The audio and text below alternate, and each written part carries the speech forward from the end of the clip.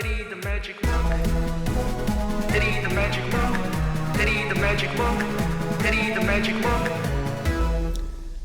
Hey guys, Eddie the Magic Monk here. Welcome to another Python tutorial. Last lesson we talked about using some numerical operations such as addition, subtraction, multiplication, division, and storing the answer inside a variable and then printing it out using the print statement. So today we just want to go a bit further and teach you guys another kind of variable called Boolean. Okay, so there are three types of variables that I want to talk about for now. One is a number. So for example, right here we've got x equals 20 divided by 4, and that gives you a number. I want to talk about the second type of variable, which is a string. So a string is just a mixture of text and numbers. So what's the difference between a numerical variable and a string variable? It is that numerical variables cannot have text. So for example, you can't put the word dog here because it has to be a number only. Whereas if I have a string, I can say y equals dog, and then I can print y. Okay, so now dog is the output. So let me just zoom in a bit. Oops. So that's probably the most zoom in I can get. So you can print X and you can also print Y. So let's see what that does. No, it won't let you do that. Okay, so basically right now we're not going to work that out. We're just going to say print X will give you 5. Print Y will give you dog.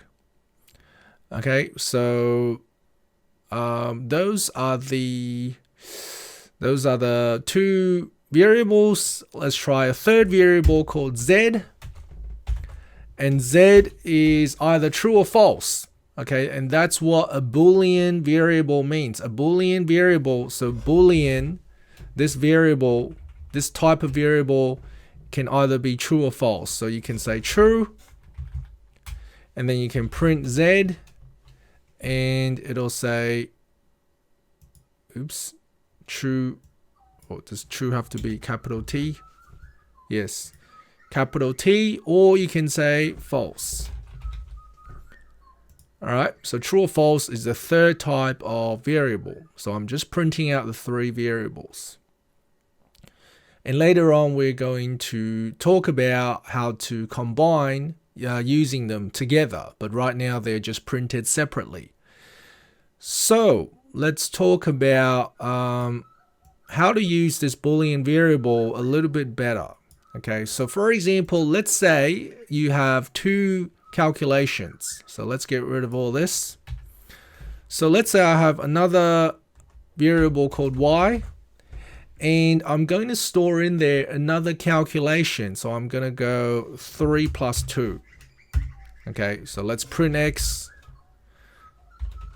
and let's print y. Let's compare them together. Okay, so we got both the same. Okay, 3 plus 2 is 5. Let's go 3 plus 3, 6. Okay, so now I'm going to ask a question.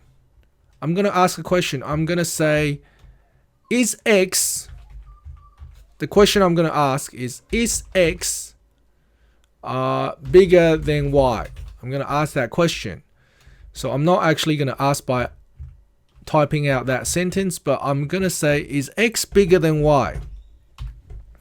And I want the computer to tell me the answer. Is x bigger than y? So if you run this, it'll say false. All right, so it's evaluated this statement, this expression that you put in, and the computer has made a call and says, okay, x is 5, y is 6.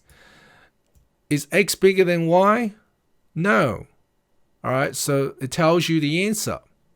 Okay, so that's the cool part about computer programming, is you can make it ask. You can ask the computer questions and it'll answer it for you. Okay, so if you reverse this, if I say, is x smaller than y, it'll say true.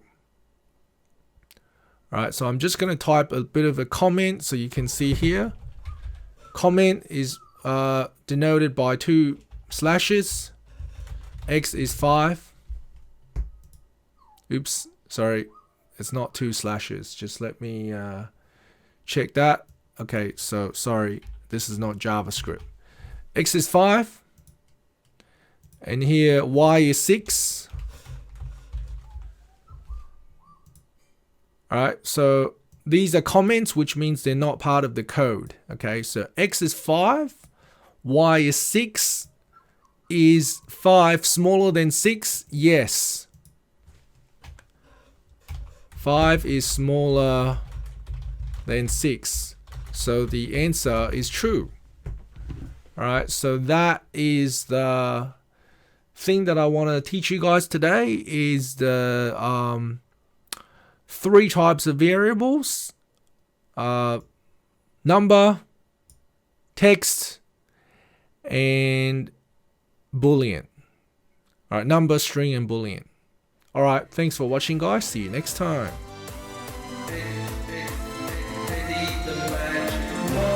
Thanks for watching, guys. See you next time.